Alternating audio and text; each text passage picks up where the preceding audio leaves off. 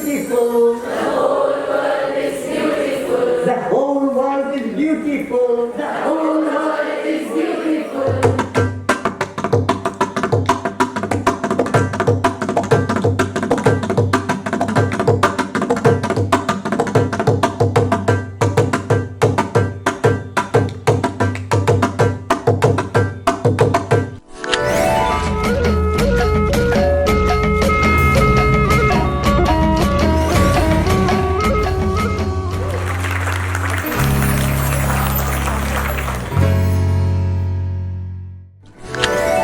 Ishita is the director at TFN Fellowship at Bhoomi College. She holds a bachelor degree in fine arts. She has worked in Prakriya Green Wisdom School since its initial years. Ishita is a facilitator with Bhoomi College, and she is also one of my mentors and many mentors for Bhoomi College Fellows. I would request all of you to just close your eyes. Just gather your thoughts. Go back to your childhood. Also try and connect with the feelings. I can take just a few responses. Anybody? That is Bhaval. She felt water and she didn't want to open her eyes. And play, grandmother's home, anything else? Sleeping on the terrace at night and maybe watching the night sky. Remembered feeding the cows. Making dragon nails with the gulmohar pots. Okay, so some beautiful memories, and I'm sure all of you felt very good when you were thinking about your childhood. This is one of the pictures from our school here, and what do you think they are doing? So I have a quote which explains this very nicely. It says, they are not just playing in nature, they are learning, they are creating, sensing, believing, relaxing, exploring, observing, wondering, connecting, discovering, appreciating, understanding, and experimenting. This is a quote by Penny Whitehouse, and I couldn't agree more. But today, we live in difficult, uncertain times. Everything around us, like for example, I'm sure some of us got caught in the traffic today, reminds us that every day something is deeply out of balance. So the question is, how do we move forward? One of the answers, I believe, lies in education. And not just any kind of education.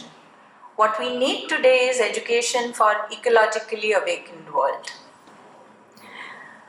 A world where the education goes beyond textbooks, beyond examinations. It teaches us to see the world not as a collection of resources to be exploited, which was talked about yesterday, but as a living system, which most often are overlooked by policymakers, by schools, by educators. Climate change and its effects are introduced and taught in schools. They are taught in silos. They are taught not in a context. And it is really strange that what needs to be contextual and experiential is not taught in that way. So what is missing? What is missing is the principles of interconnectedness, the awareness that every action we take, no matter how big or small, ripples through the web of life. The second thing is responsibility. The courage to act knowing that our choices shape our future and the future of the planet. The third is empathy. A deep respect for all forms of life, human and non-human. So how do we begin to reimagine education?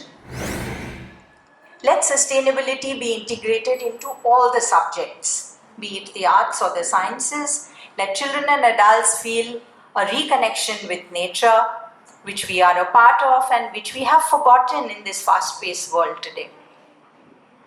Let children learn not by sitting only in classrooms but also being outdoors, by being in gardens, in green spaces, touching trees, watching insects, loving animals, maybe going to rivers, maybe going to lakes which are in and around. Let them work on projects that heal communities and restore ecosystems. And also let us draw from the indigenous tradition, which is very rich in our country. Let education not be the responsibility of schools alone. Let families, let communities and leaders be a part. Each of us has the power to model eco-conscious living. And how do we do that? We can do it simply by reducing waste, by conserving energy, by respecting nature in and around us. So can we imagine a society where progress is not measured by wealth alone? I think Satish ji, you spoke about that yesterday. But the health of our rivers, our forests, and the happiness of the next generation to come. A world where we humans live not as masters but as custodians.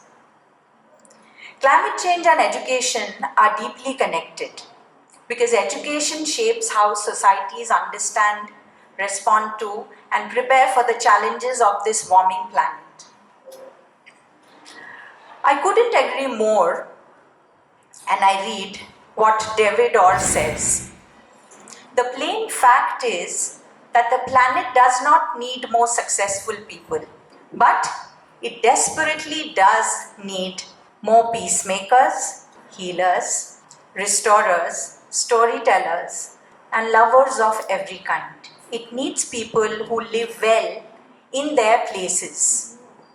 It needs people of moral courage, willing to join the fight to make the world habitable and humane. And these qualities have little to do with success as we have defined it today. So I come to the journey of Teach for Nature so far. So why Teach for Nature? I think it was a brainchild of Sita. So Rama wants me to say heart child of Sita. We started in the year 2024. So why did we start this? We are saying children have a right to connect to nature, which is not happening today very often. Then teachers who are part of their lives play a major role in inspiring them. The other thing is schools very often have to look at a curriculum. They face a lot of constraint of resources. So what did Bhoomi do? Bhoomi started this fellowship to fill in this gap, to bring together individuals who are interested in nature, nature education, and interested in children. So this is the process that we follow. The first year we were overwhelmed by almost 200 plus applicants who applied for the course. We came to about 20 people who were selected for the first cohort. So that was our pilot project, year 2024. And then started the orientation program. The people stayed here on campus and they would start their morning at 6:30. And then we would have some time in the classroom, and we had many practitioners in the field who would join us and who would do classes for the orientation program. These are some of the things we look at. We don't really give them a curriculum. What we train them to do is to be able to make the curriculum by themselves. And then it is school specific, it is children specific who are there in the space. And we also do look at sustainable practices. So they do hands-on work, we look at waste management, we look at waste, water, climate change. So we do it through games, we do it through other sessions where practitioners come in and talk to them. We would do another thing during the orientation program called the inner and the outer ecology. Because we feel if you are looking at outer ecology and trying to connect with the outer, you also need to connect with the inner. And to find yourself and to be able to have a congruence between the two is very important, especially for a nature educator. And then of course, we had a 7-month teaching for the cohort in the partner schools. We had 12 schools in Bangalore and we worked with schools in 9 cities across India the first year. And then they came back and did a presentation and we got a glimpse of the journey that the fellows had been through. Some of them are sitting here, so if any of you want to catch up with them, please do. And the second year, this is the cohort which is working in schools now. And there is one very unique feature of this TFN Fellowship program. Each of the fellows have a mentor and they link up with them every week and they look at not only their lesson plans, but they are also their friend, philosopher and guide. And very often the question people ask is, we are doing EVS in school, so why should we take a TFN program?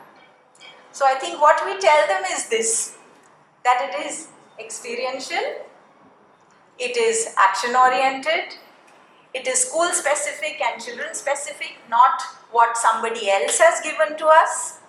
It is also helping us reconnect with nature. And there is no exam at the end of the year. Because I think for most children, that becomes like a sword hanging on their heads. Because it becomes such a big thing that people don't sometimes learn. They just mug. So this learning, we are hoping, will be long term. So this is some of the places where our fellows are working. So the first year we had 19 fellows in 11 locations. This year we have 26, and I'll be happy to say that some of the fellows from last year are continuing with us. So there are 9 of them who are working with us for the second year.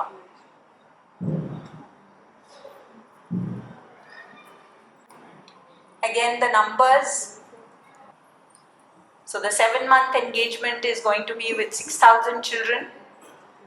One-time engagement, which might be just a short session somewhere or just a day of engagement, that is with 309 children.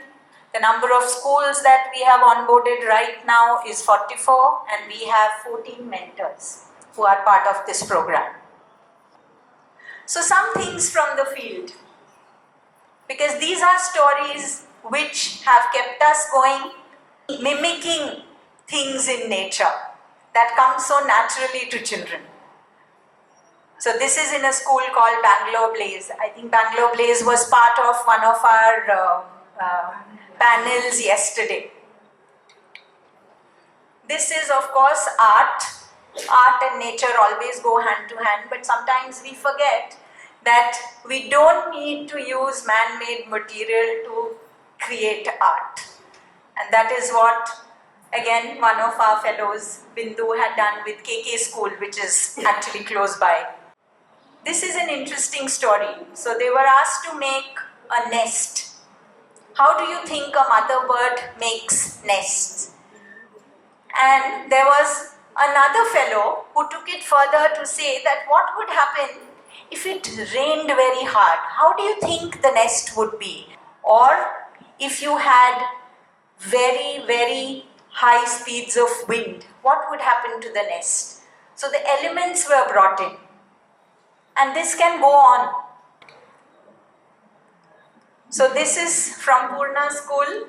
So they were introduced to the ecosystem through a role play and they were talking about the food chain and suddenly they all decided to become millipedes. So these are the millipedes walking. They are the millipedes in action. This is a little sluggish millipede. That one has a lot more energy, I think.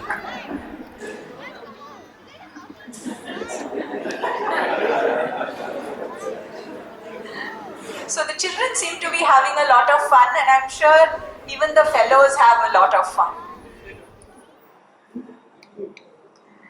This is another thing which is from Bhaval, who has been an educator at Bet Sufia. I think what she did was all the things that she did in the last 2 months, she's put it together as a newsletter. So they have done Nature Connect classes, they've worked with leaves, they have done a day, my day with the clouds. So they just did cloud watching that day. And of course, Bhaval and many of our other fellows are all storytellers. So they take stories to schools. And that, I think, fascinates children no end. So these are some of the stories from the field. And this is something that I don't know how many of you have heard of the turtle theory. So turtles don't rush. Turtles don't panic. Turtles don't care who is ahead of them. They just keep swimming, one stroke at a time, through chaos, through calm, and somehow they always make it to the shore. Because speed means nothing. When your journey is built on patience, you don't need to sprint. You just need to stay in motion. Slow progress is still progress, and pace will always outlast pressure.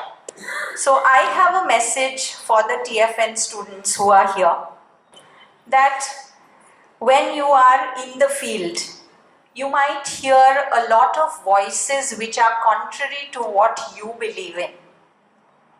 But I think what you need to do is just to move on, not to sprint, but take it slow and easy, and you will reach the shore.